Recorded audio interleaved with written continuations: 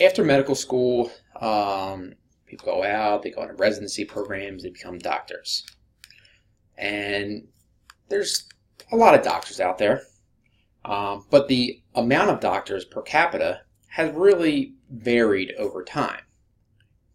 And there's a few periods in here. So over time, the standards of who could become doctors has really varied. And over time, it's become stricter. It's become more difficult to get into, graduate from, and pass the exams, become a physician. Now, after the 1930s, the AMA, the American Medical Association, which is the governing body for medical doctors, got strong. Now, once they stepped in, right, the supply of physicians remained relatively constant over time. So if we look here, and so this goes from 1930 to 65. So here's 1930, 1965. So in that period, and this is population adjusted, so this is number of physicians per 1,000 population, it stayed relatively the same, staying relatively constant. Okay. But the problem was that during this time, as medicine became a little more effective, but especially as insurance started to become bigger and bigger, the demand for physicians went up. And so as the demand for physicians goes up, but the supply stays the same, all that happens is that physicians made more money. Okay, and there became the idea of a shortage of doctors. So after this time, back here,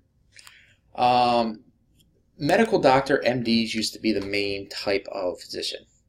But then government stepped in, they sued the AMA and for price fixing, for being a monopoly basically. And out of that, the rise of DOs, which stands for Doctor of Osteopathic Medicine, that started to basically arose out of that, and it's been growing. Now, DOs, they're very similar to MDs. They do a lot of the same things, and DOs tend to be a little more towards general, family, pediatric type physicians, but not necessarily, and a lot of them go into the same residency programs. Now, this all happened from 1965 to 70, when the government passed laws required greater admittance into medical schools, and to allow for this, they also had to help with that. So you can't just say to medical schools who may be at capacity, you need to admit more people.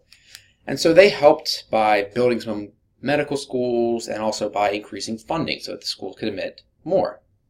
And during this time, enrollment increased. So we say it in here. Okay, but now, what happened again? Now there's a new surplus of physicians. Right? And so there became a lot of doctors, and they were going up very quickly.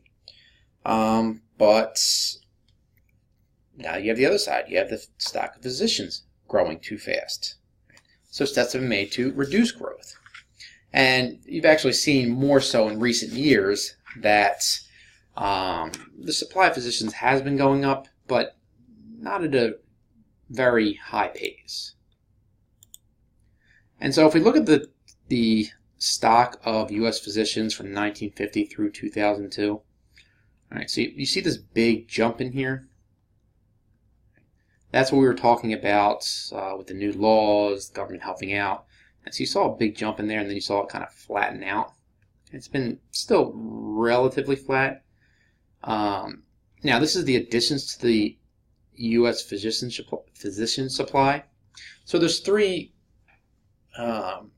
types of new physicians, additions. So you have MD, which is medical doctor. And then down here, as I mentioned, you have DO, Doctor of Osteopathic Medicine. And it should be worth noting that there's a chance that your doctor may be a DO and you just never knew. So as you're driving around, you see a doctor's office, or you go to your doctor, just check it out. You can always tell by the after their name, it'll either say MD or DL. So it's a way to say it. Now, the other one we have here is FMGs. These are foreign medical graduates. These are graduates who got their medical degree outside the country. They come in here. A lot of times they go through residency programs. They still have to pass all the same exams, but they just didn't go to a medical school in the country. Now, there are two types of individuals that fall into this. You have the physicians who got their license from whatever their home country was. They graduate and they came to the United States because of more better opportunities, more money. The other type is individuals who could not get into medical school in the United States, or they didn't want to go, but more so that they just couldn't get in here. And so they go out to another country, get their degree, and then come back in. Now, they still have to get the same residency program, so a lot of times they have difficulty competing, but there are still doctors that have gone this route.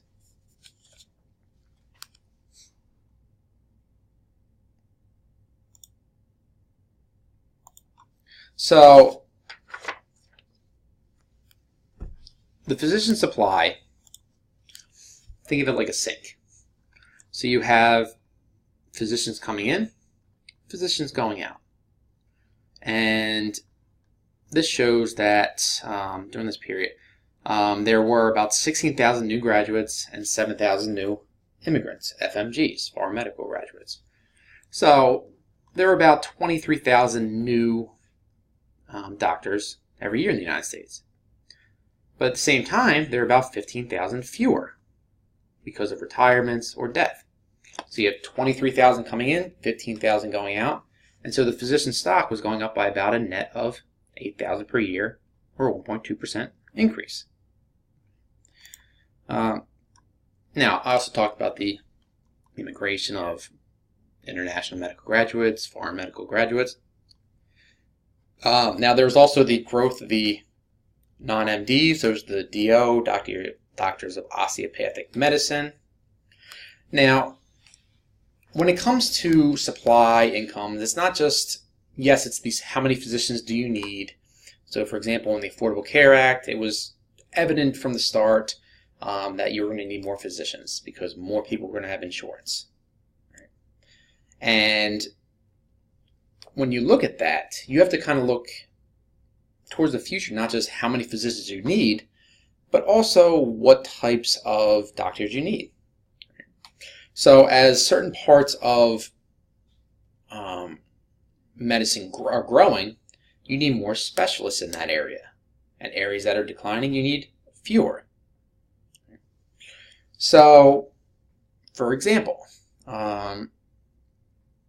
birth rates in the United States are decreasing, and they have been decreasing.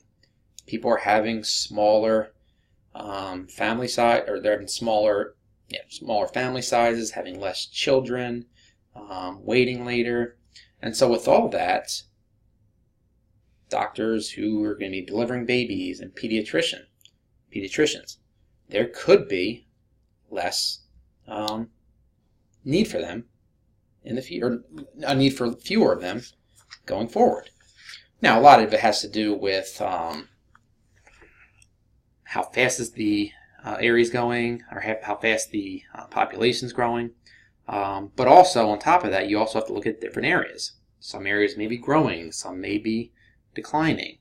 Some areas may be turning into a retirement community. Other areas may be bigger for millennials who are having kids. And so it depends area by area as well. So not just on total, but also where they are going. And so it's really important when you look at this to really understand, as far as growth, you need not just look at what's going on now to figure out the future, but also what has been going on. So just some stuff to keep in mind.